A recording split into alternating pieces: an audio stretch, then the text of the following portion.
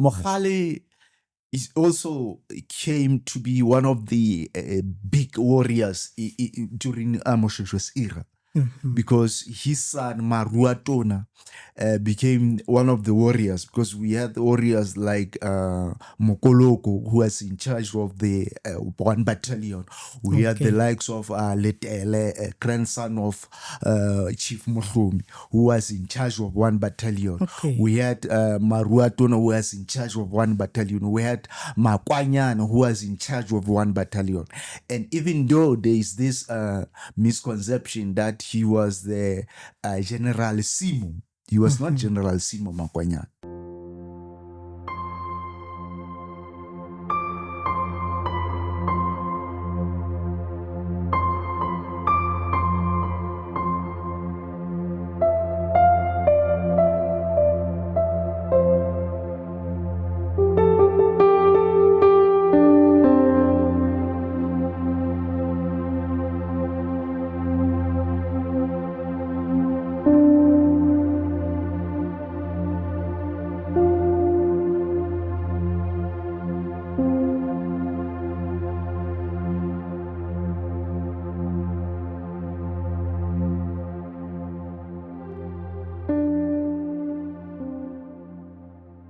Welcome back, everyone. This is Nexus.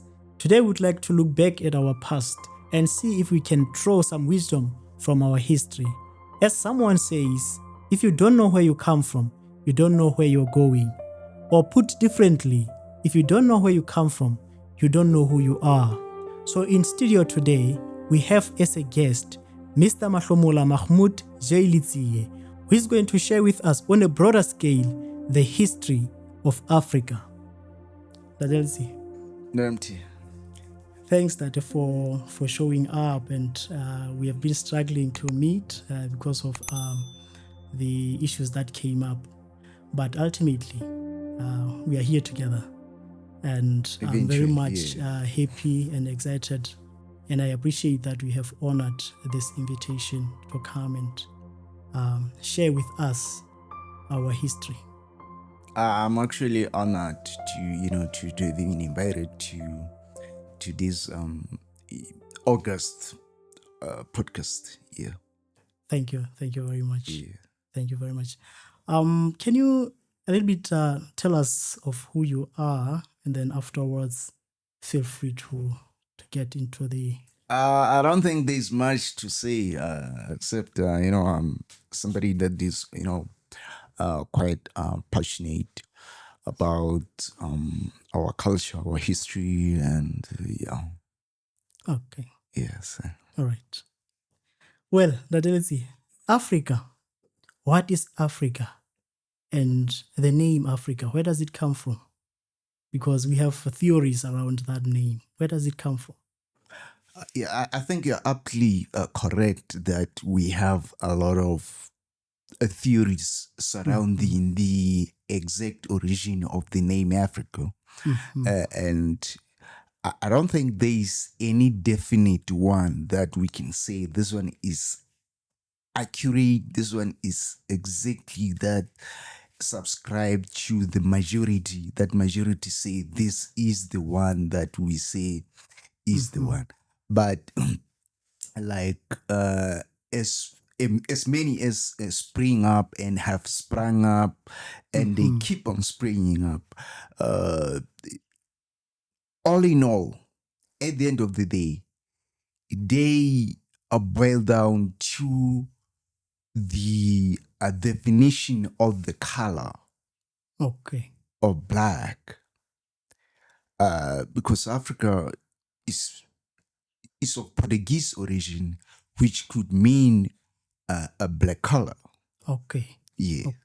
So I don't think it is that really important to dwell much on who is correct, who is not correct in terms of the originality. But at the end of the day, we know this is where the human formation is largely attributed to have begun. I think it would be very amiss if perhaps we go straight to a specific region without maybe trying to say this is where perhaps it all began. The African continent as it is, it has given birth to a human form as we know it. Yeah. And human form is primarily of two subcategories.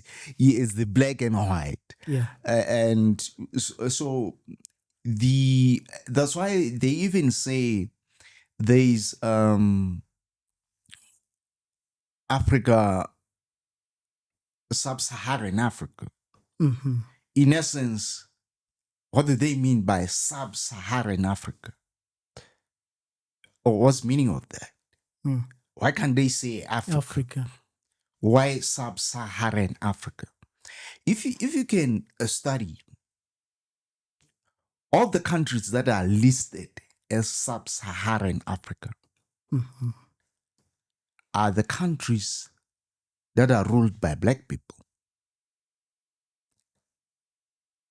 Every country that is not ruled by black people is not sub-Saharan Africa.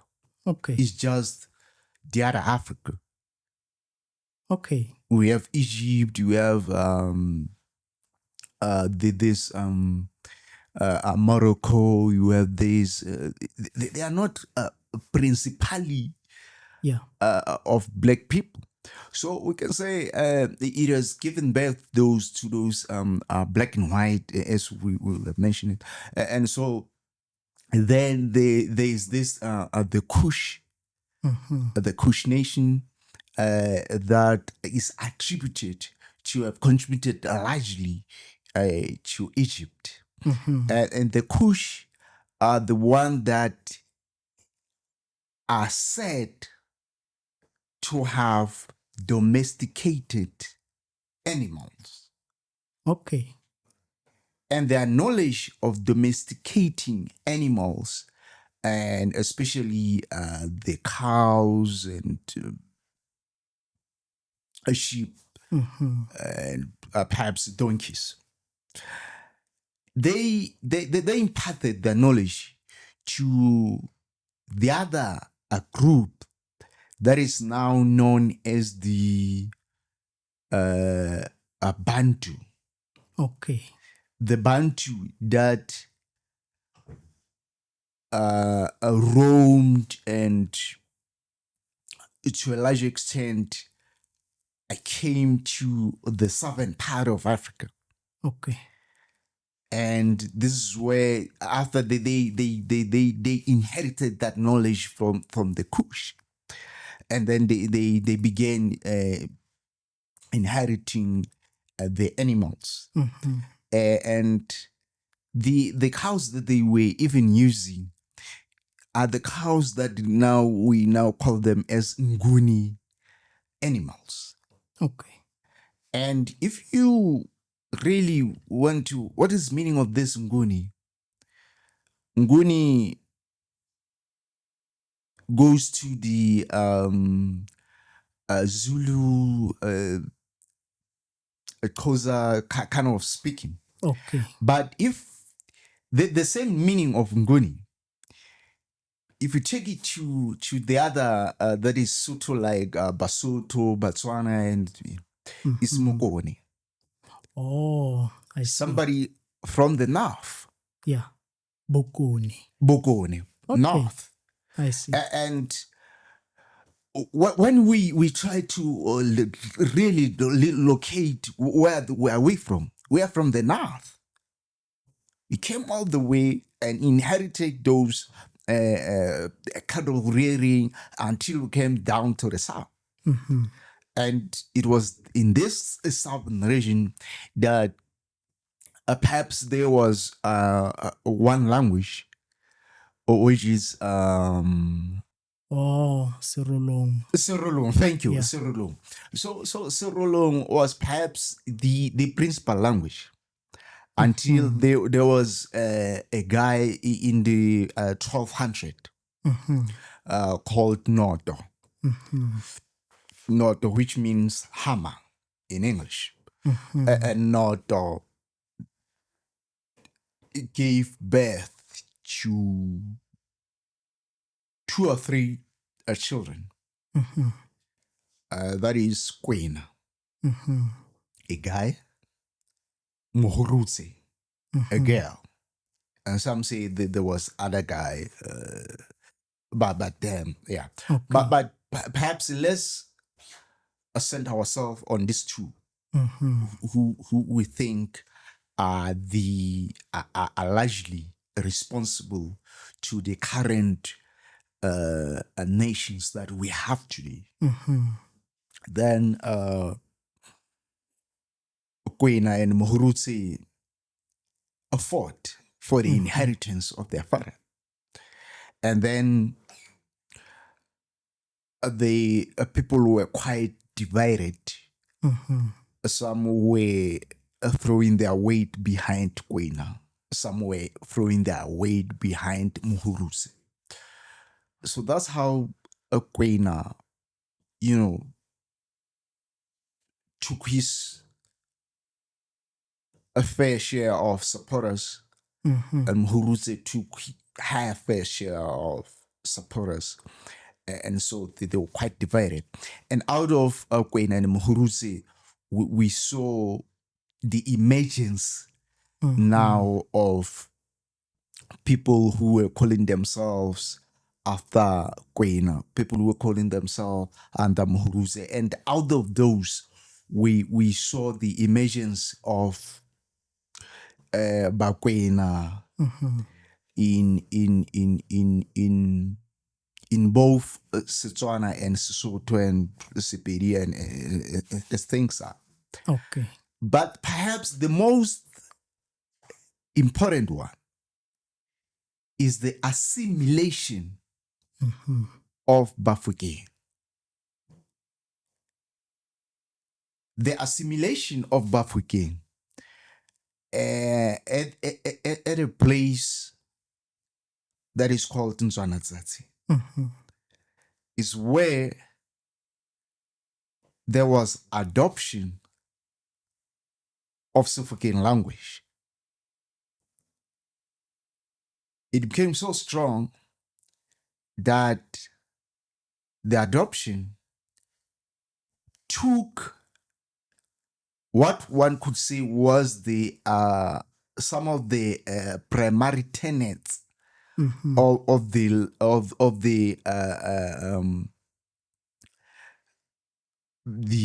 ways and perhaps the culture of this Rusorolo, because they had even now when people are saying, when they say this is quite traditional, they say this is Sesotho. You get it? Yeah. And so Sefokeng, or when it was adopted, they changed the language and call it this is Sesotho. Yeah. And what we are speaking is actually Sefokeng, but with the name that has been rebranded and say this is Sesotho. Yeah. And so perhaps this is how the Nzwanatsazi assimilation came to have these people that later were quite quite strong. Because if you can remember, we have even places such as Magaliesburg, a place of Makhale Mohale, who has 2 names. Some call it Mohale wa Mohale, some call it Mohale wa Mohale. And Mohale wa Mohale even gave birth to Gaborone. Gaborone, who went and ruled Botswana as we know it, and even their capital city is named after Gaborone. Even though some people call it Gaborone, and it's actually Gaborone. What does it mean? Okay, he took the chieftainship in his 60s, and obviously he was old. Yeah. And people were tormenting him, saying, how can you you're already old, you're in your retirement era. Yes. Yeah. And so they're trying to play it down. They say a chieftainship cannot be something that you cannot say is restricted to particular age. Is limitless. Okay. Morena, Morona. Okay. Yes. So that's how it came. And Mohlomi is also came to be one of the big warriors during Moshoeshoe's era. Because his son Maruatona became one of the warriors, because we had warriors like Mokoloko, who was in charge of the 1 battalion. We had the likes of Letsie, grandson of Chief Mohlomi, who was in charge of 1 battalion. We had Maruatona, who was in charge of 1 battalion. We had Makwanyana, who was in charge of 1 battalion. And even though there is this misconception that he was the General Simo, he was not General Simo Makwanyana. He was only, because these battalions were attached to the how can I put it, the houses of the queens.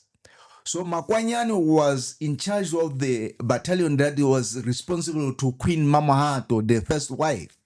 Oh, I see. So that was the most important battalion. Yeah. Not that he was in charge of everything. No. Mokoloko was in charge of the one that was called Lebotola Mollo. Okay. It was in charge of Mokoloko. Whereas Makwanyan was in charge of Matlama. Okay. The one that was, under Moshoeshoe. I see. So the general Simo of the whole battalions was still Moshoeshoe. Okay. This is why even all the battles that we have fought, we know people who were being strategic and deploying soldiers or warriors, not soldiers for that matter. Yeah. Warriors, we know who they are. We know their contribution. It's very unfair to attribute that to Makwanya.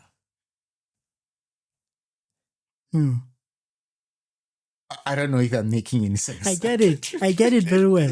Yeah, I get it. yeah. To say Makwanyan has to be placed where he belongs. Yes. Yeah. Yes. Because as much as he was in charge of they always say, that there's a 1st battalion, 2nd battalion, whichever. Maybe he was in charge of this first one. Not that doesn't mean he was overall everything commander. He was not. I see. He was not. I get it.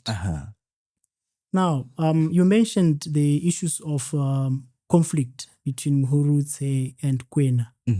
Was it common in those days that a lady could rule? It was very uncommon. I think it was even unheard of. Okay.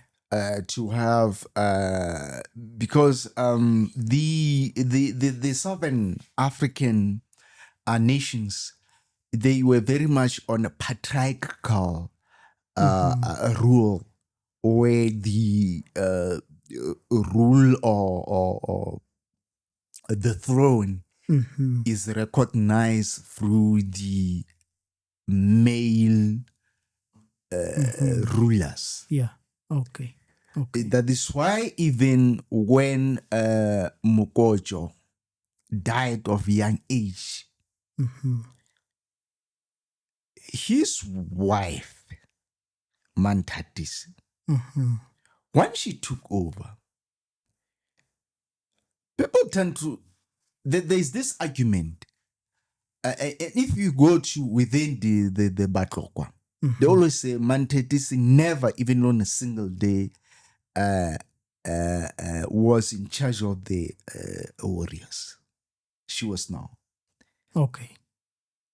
As much as she was very influential that she even, she was personally, saying, let's go and attack this and so and so and so. But the people who were, overseeing the day-to-day of the warriors, they were still men. Okay. Even her, she was a regent. She was not the queen. Hence, when Squanier came of age, Mantractis stepped aside. Okay. Once Squaniela came of age, he did something that many people are not aware of. Squaniela killed Mchuli. Mchuli, who was very much related to Zwide. Zwide of the Zulus, of the Masumba. Okay. After he killed that, this is where the Fakani began. And that is that time that he assumed the chieftainship, and his mother has to step aside. Okay. You get it? Yeah. But because at that time she was still very much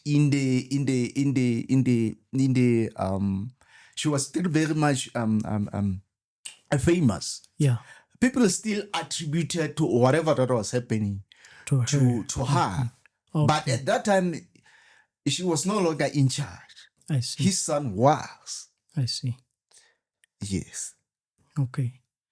Now, we were still talking about is it Ntswana Tsatsi? Yes, Ntswana Tsatsi. Yes. Yeah. How come that we moved downwards until we are here on the mountainous region? Can you give us the sequence of events that have led to us being here?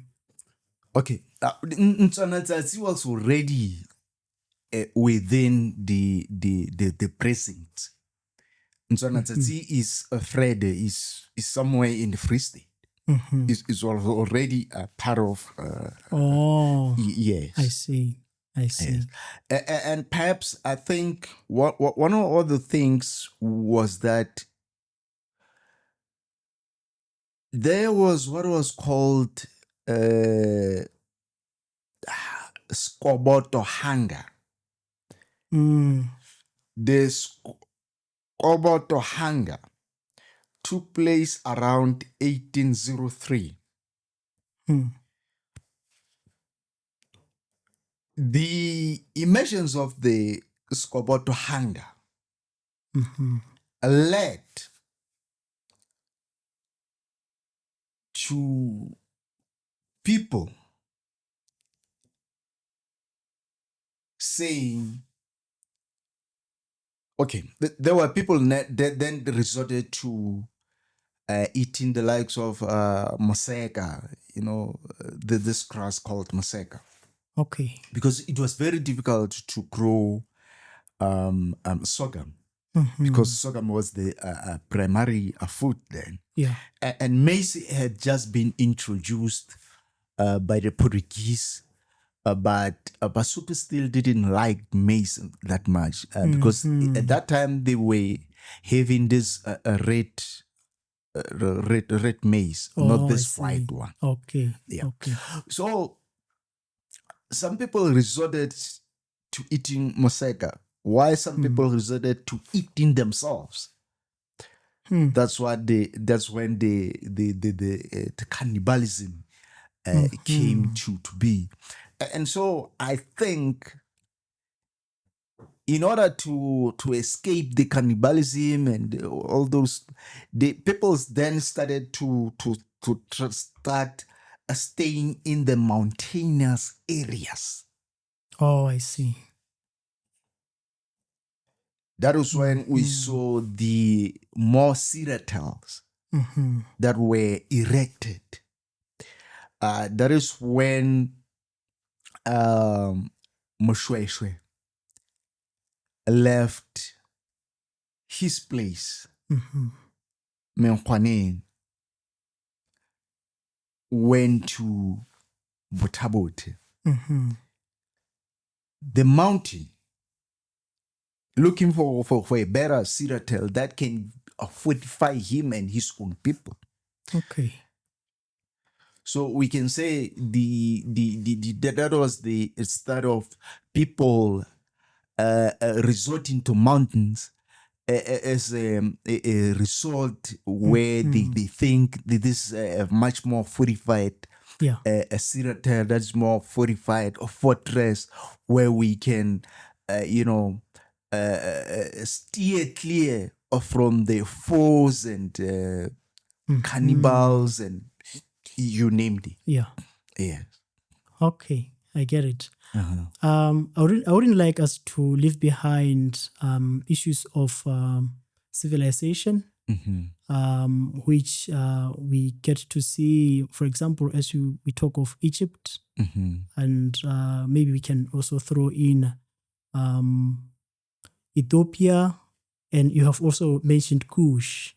Yeah, and as we talked about Kush, I remember the first person to actually have an idea of building a double story that goes very high. He came from Kush. Oh, absolutely. Yes. Yeah. Yes. So yes. I would like to know more about the civilization, like any signs of civilization that have been marking our history as we come down. Those were the people that revolutionized the metals such as gold, because gold was very much unknown. They were, relying much on copper. Okay. Even the Southern African one, they knew copper. It's true that the likes of Mapumbongwe in Zimbabwe, they revolutionized gold, but it was not much in this manner that when the whites came and said, there's gold here. It's not like they were the first one to mine gold during the likes of Paul Kruger era and things like that. But the metal that the Southern African knew was copper. Okay. That's why even the likes of Moshoeshoe, they relied very much on copper, call it Letsie. Okay. Yes. And so the Kush were the one, that saw the what can I say, the good aspect and good usage of gold. Okay. They were the one that used gold, and they were the one that to the extent that there was time that people were revering cats, and they were the one that made the first to make the statues of gold of cats. Okay. Yes. So we can say that then we had the likes of the Somalians and the Ethiopians. They also were very much good in unearthing gold and making things out of gold. We also know that perhaps even people from Sudan, they also came up with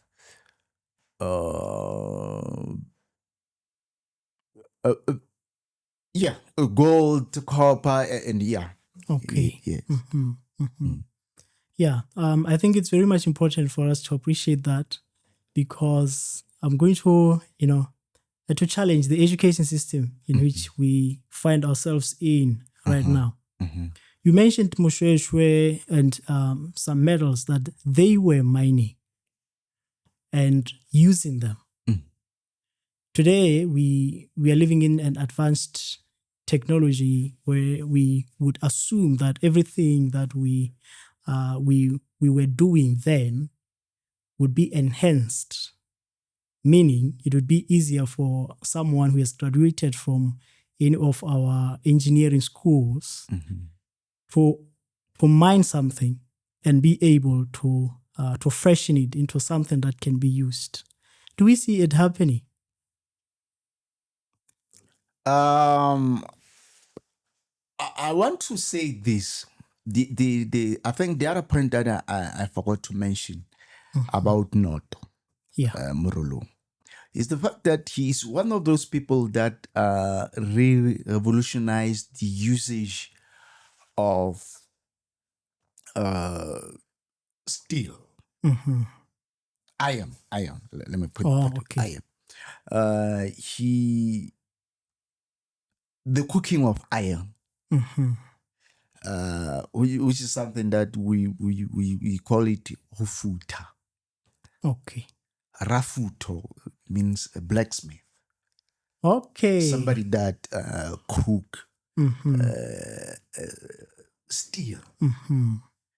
We don't see much that because those people back then, they used to do that. Yeah. To the extent that even at Tababsibu, there were places where they were known as this is Harafuto, where people were ironing, making that, sharpening that, making that, and the other thing, people back then took very much pride in things that they were making themselves. The likes of Moshoeshoe, they used to wear earrings, they used to wear braces and bracelets that they were making themselves, not relying on the Chinese or wise and say, let me go to the shop and buy this. Yeah. No, they were making things for themselves. This is why you see Moshoeshoe with earrings and things like that. He didn't buy those. They were making those themselves, using copper and iron and so many things. Yeah.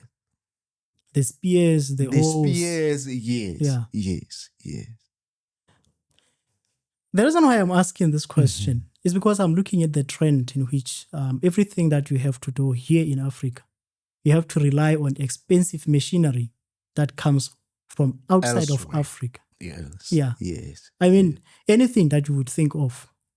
But now, as you share that in the ancient past, these people were able to be self-sufficient. The other thing that I think is worth mentioning is that we are very much a nation that is associated with blankets.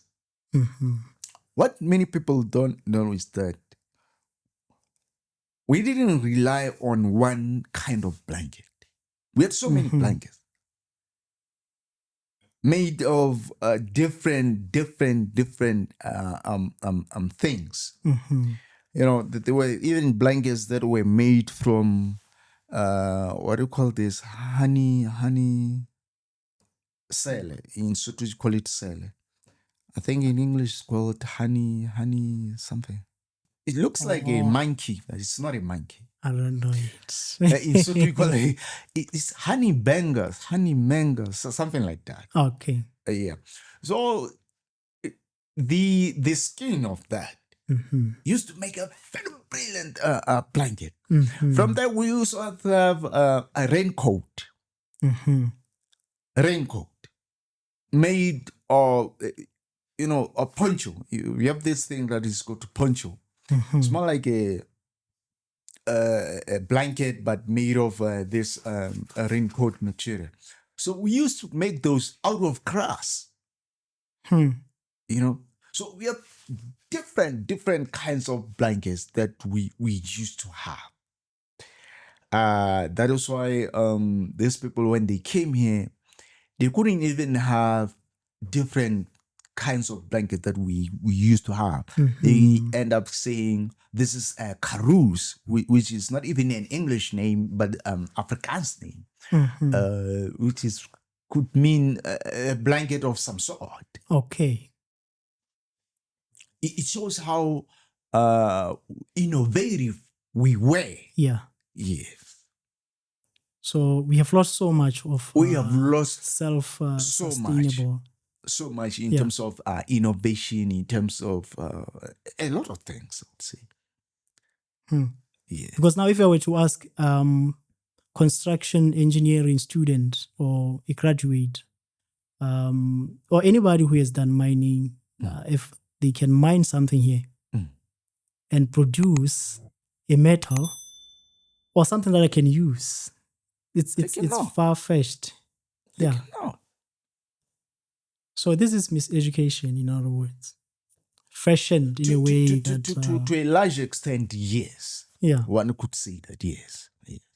I don't know if you're hearing this, but I think it's very much important for us to realize and to recognize how much that we had before and how much we have lost by embracing this thing that we call education today.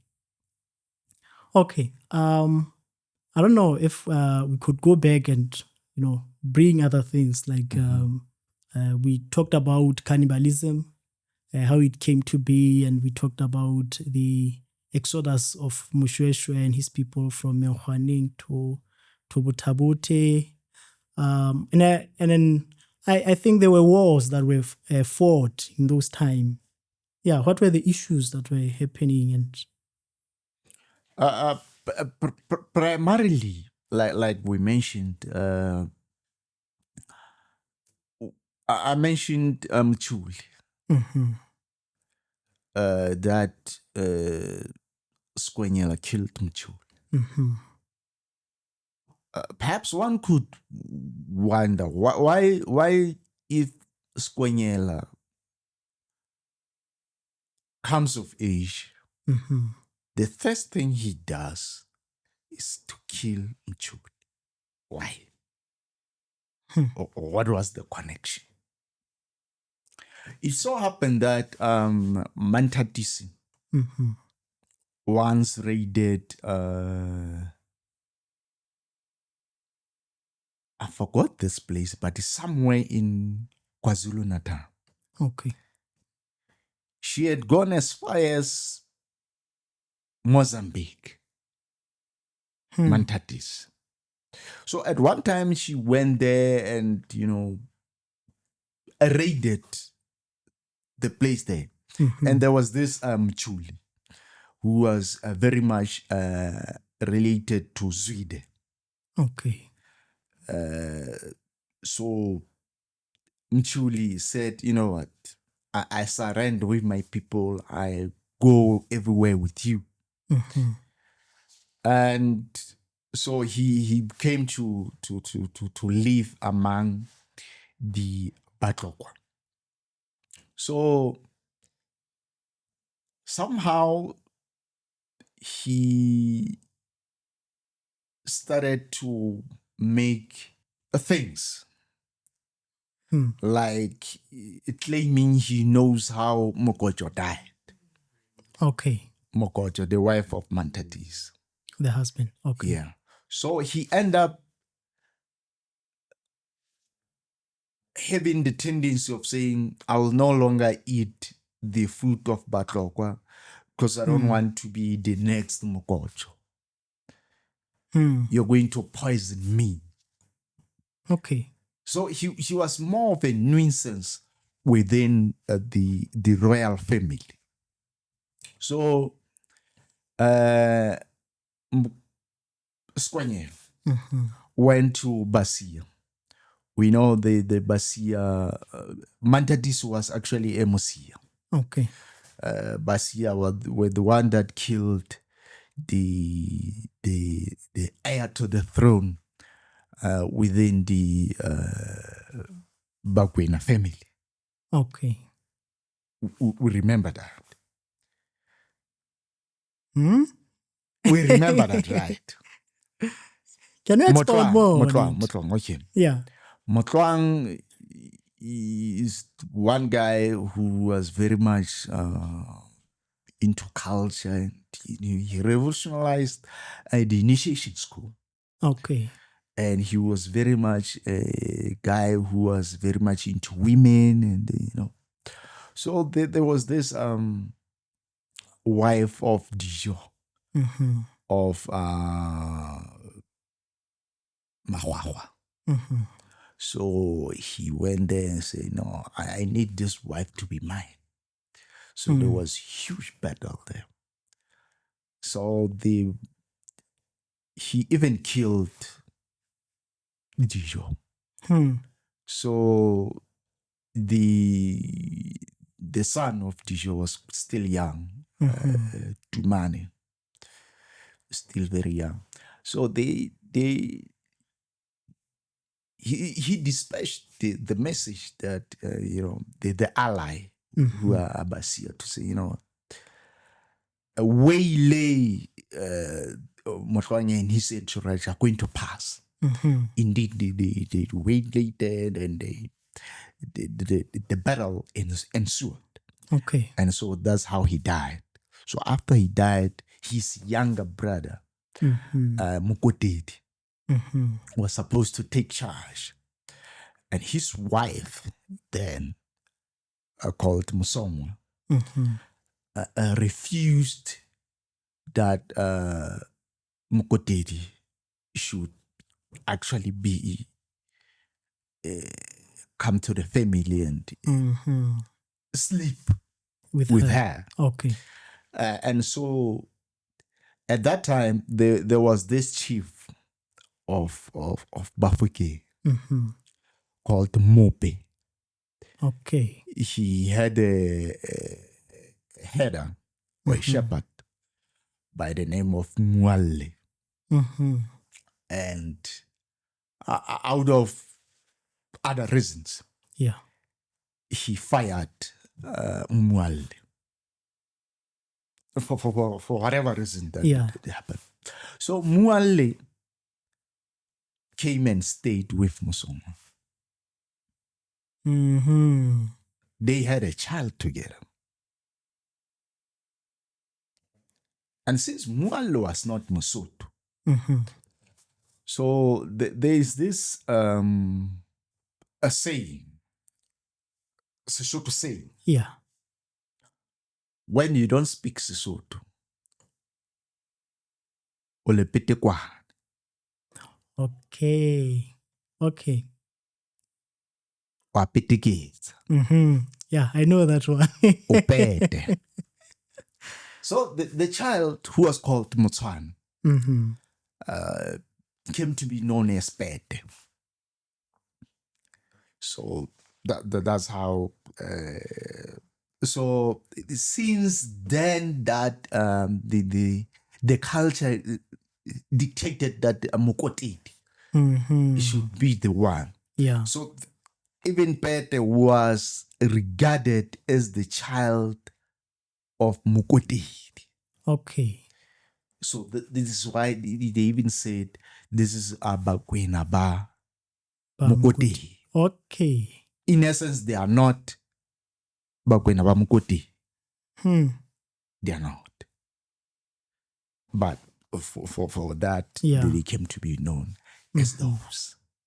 So after Mchuli,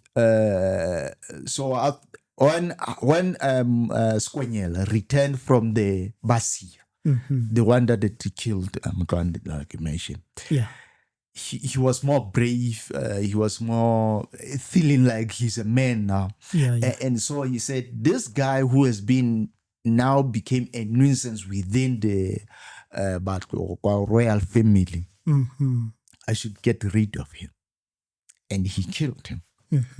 And this is why all those Nguni speaking, they avenge the death Oh. of Moshoeshoe. Okay. The guy who was quite in principle in doing that is Pakadita. Okay. Pakadita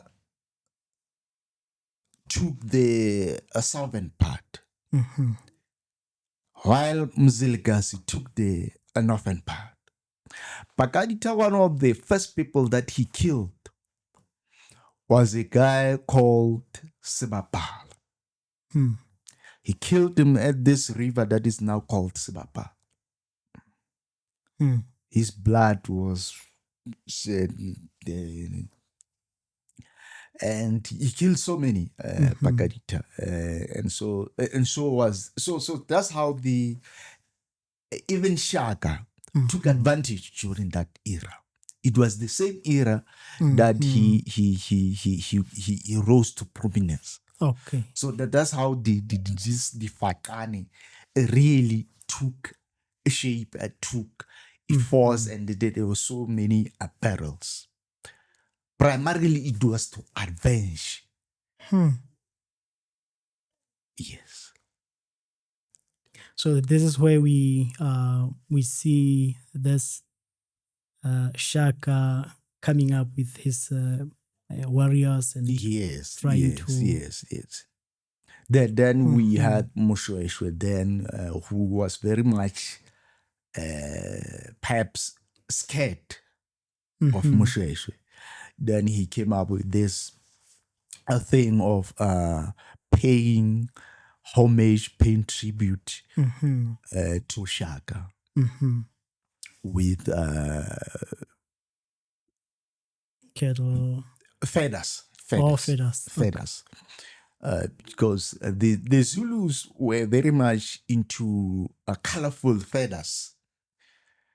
So since our country had a lot of birds, it was easy for us to send more and more feathers to Shaka, and he was very much happy and said, "No, this is a good ally."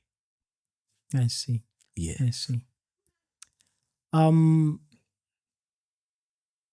Let's go back to Moshoeshoe. Him growing up. Yeah. How did he take the kingdom? How did the people of this southern part get to trust him that he could lead? How did he grow up? Yeah. Issues like that. So Motswana, better. He had his own children. The man that is now attributed to his family, that is Mukoteti, had his own children. Okay. Now there was a catch. Who should inherit between Peter's children and Mukoteti's children? Who rightfully should inherit? It's supposed to be Mukoteti's children, right? I'm confused. You're confused. Okay. Motlangi is eldest. Mukoteni is younger. But he has a children. And Mutwang died not having children. Now they are children. Yeah. Who are supposedly being Mutwangs, but they have now been attributed to Mukoteti. And Mukoteti knows that this Mukoteti knows, and he has his own biological children. Yeah. These are not his biological children, but they are now being attributed to his family. Him. Yeah. I get it. He's getting old. Who between this should inherit the kingdom and the kingdom and take it further? Definitely should be the ones who are Mukoteti by blood. Biological children. Yeah. Okay. So this is what happened.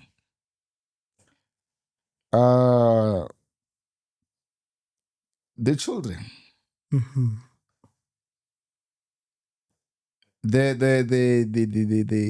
the children of Motswane, Mm-hmm. Pete. Yeah. The eldest was Dibi. Mm-hmm. The youngest was Dibinya. Mm-hmm. Because he had a big belly, Mm-hmm. people called him, well, maybe to torment him, Yeah. Mahachan. Hmm. And so Mahachan learned that in order to have more people, you have to be submissive, you have to be a man of people, Mm-hmm. you have to sympathize with people. Yeah. In that way, he came to have more children. And then the biological children Mm. of Mukoteti. Mokoteti didn't take care of Mokoteti. Hmm. He was very poor to the extent that I don't know why I've forgotten to get the English name of this, Mm-hmm. but it's okay. During those times, houses were not just being built. Mm-hmm. You need to have a yard, a courtyard. Yeah. And it was normally called lehwahwa. Mm-hmm. And you'd make it out of the best wood that you use. Okay. But very poor people would not have access to the best facilities. Mm-hmm. So Mokotedi, being one of those that were poor, he made his courtyard Mm-hmm. using menkhwane. Okay. And his own children tormented him, saying his courtyard is of menkhwane. He's living at menkhwane. Mm-hmm. And so, because his own children were not taking care of him, Mm-hmm. These children of Pete Yeah. were the one who were taking care of him. Because as old as he was selling canes, Mm-hmm. going village to village, selling canes on his shoulders. He was in his 80s. Mm-hmm. And they began to torment him, and they began to distance themselves from him. And that's how this adopted children Mm-hmm. saw that and consolidate more and more of people towards them. And because they grew up with that anger, Mm-hmm. the anger was adopted by the eldest son of Mahachan, Mm-hmm. Lepok, who was born during the not so good years. Mm-hmm. So hence the name Lepok, a strife. Mm-hmm. So he grew up an angry man. So one day, it so happened that Mohlomi, Mm-hmm. the old Mohlomi, was visiting Botabote Mm-hmm. to see a very old man there by the name of Mateka. Mm-hmm. So his father, not his father, his grandfather, Mm-hmm. heard that, oh, Mohlomi is in the present. He was well respected because of his wisdom and because of his good heart, and you named it. Said, my son, take my grandson to Matekan to meet Mohlomi. He took the son. It was the second encounter, actually. Okay. The first one was when the guy was very much young. So he met Mohlomi, and because he was an infant, and whatever that Mohlomi said there. Yeah. So he went there. Because Botabot and Menkwaneng are quite distance apart. He went there and met the guy, and he came back. When he came back to Menkwaneng, it was probably around this time of a bit later. So it so happened that the village had caught a guy, a wrestler. So there was this kangaroo court that were going on. So Moshoeshoe was arriving from Botabot. So they met Moshoeshoe. And they were so happy knowing the character of Moshoeshoe.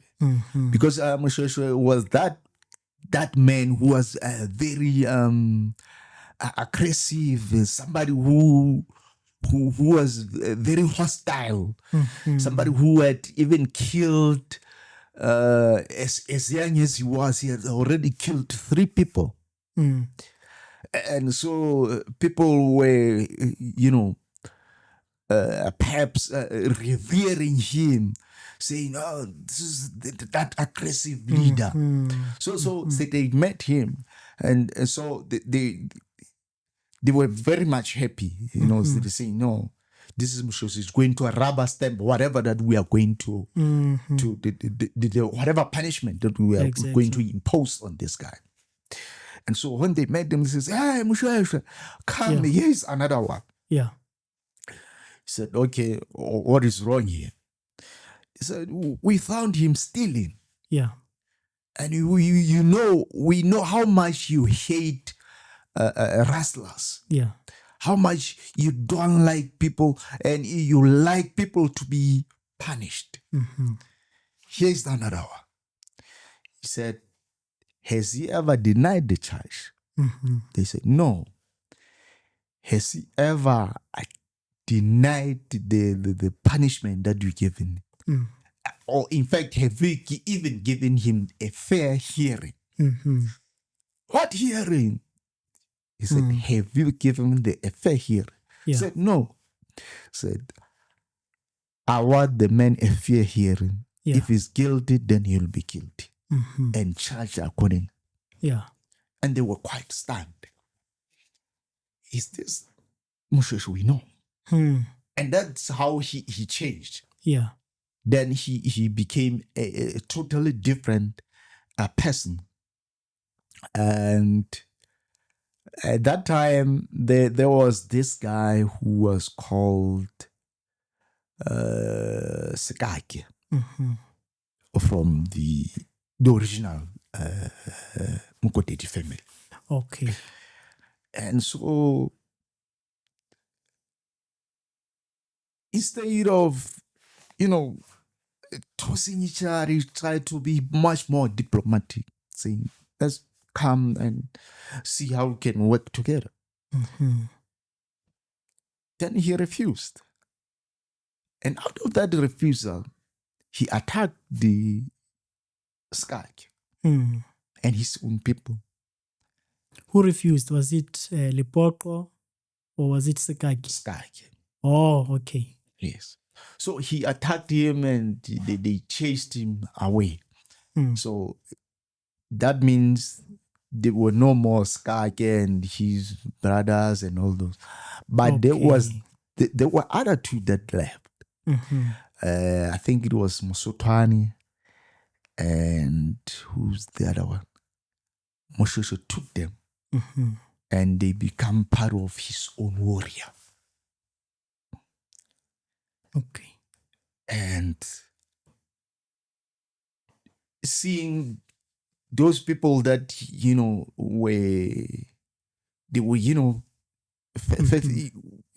picking each other, so seeing them saying, wow, these are the original Mkotedi's family that are now part of his warriors, part of his strategies. And so that's which how... is very much uncommon. Because very much uncommon. Yeah, because once someone gains power, the first thing Yes. that he does is to alienate them. Yeah. Yes. So that was one of those things that made him to accrue more power to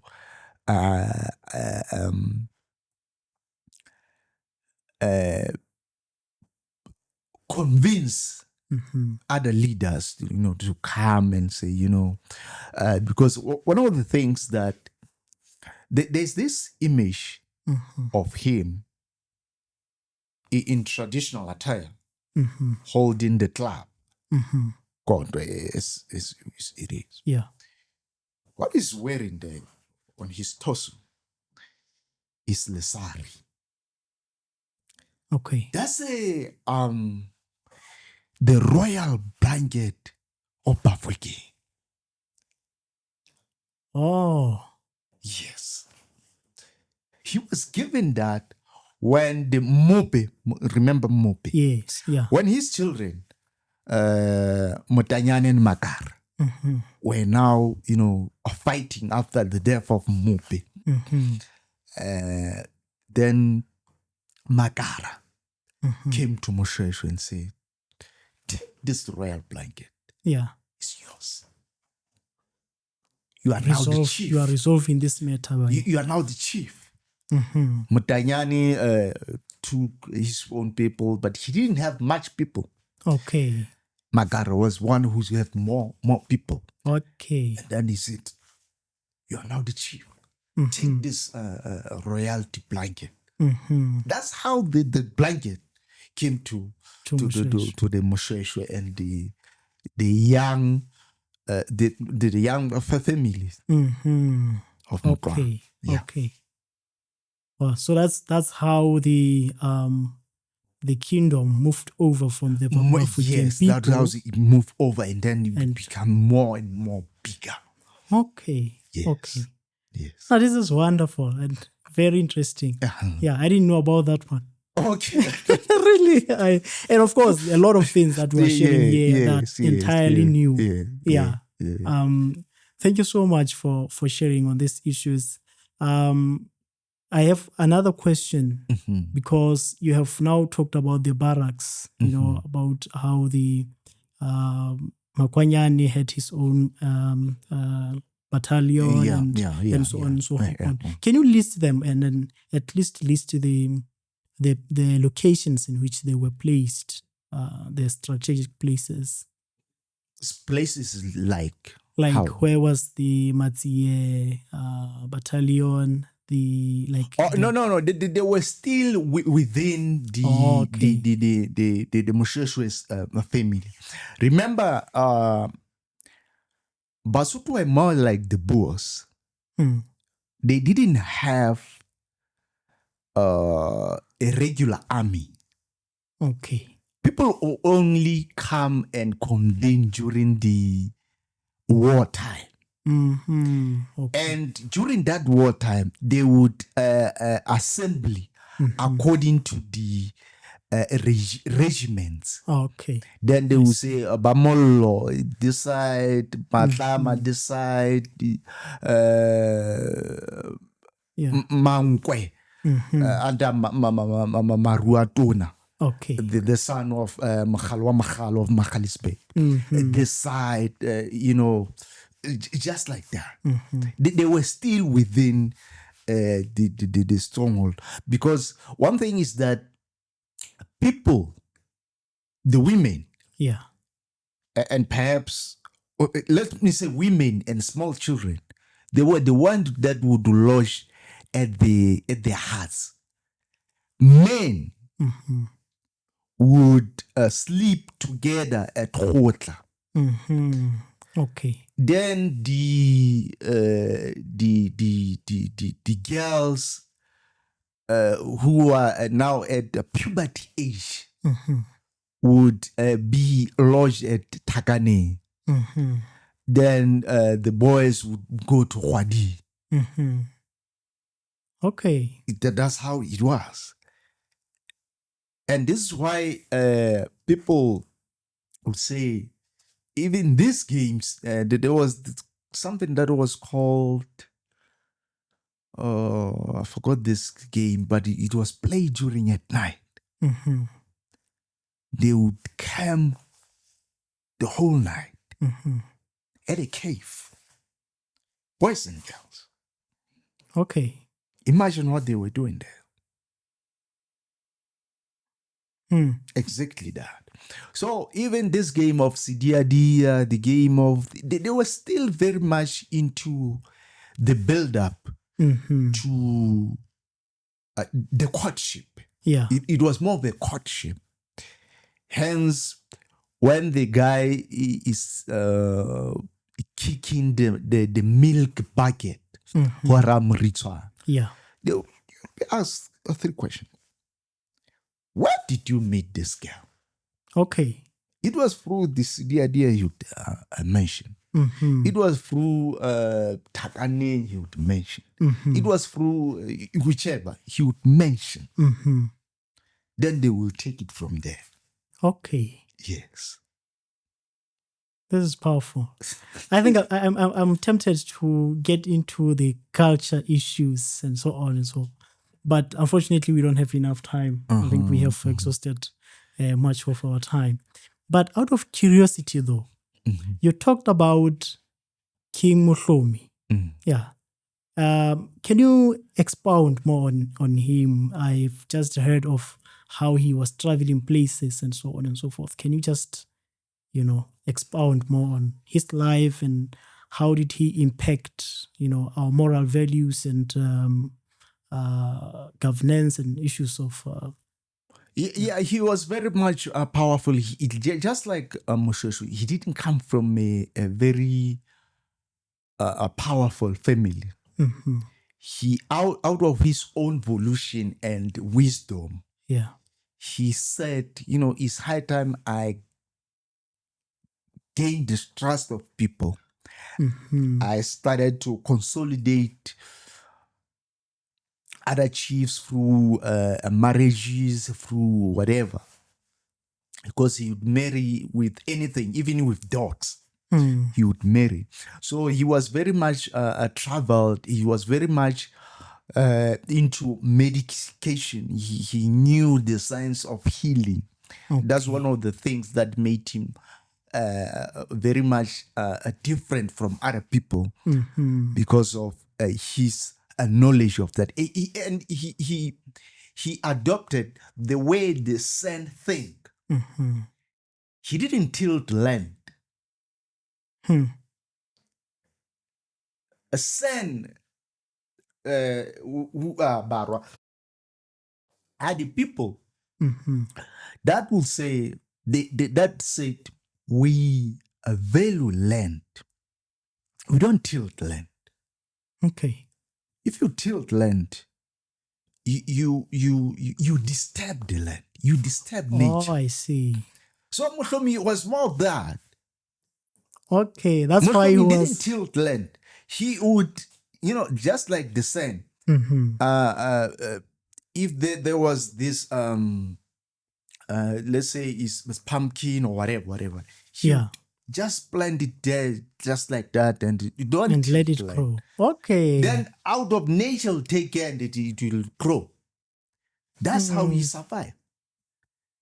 That's why he was even able to move from this place to that place to that place, because he was not stationed at one place and tilting land. Okay. Because he was of that same opinion that if you tilt land, you disturb nature. Yeah. This is very much interesting. General people, we have heard so far the discussion that I got to a discussion. General people, we have heard the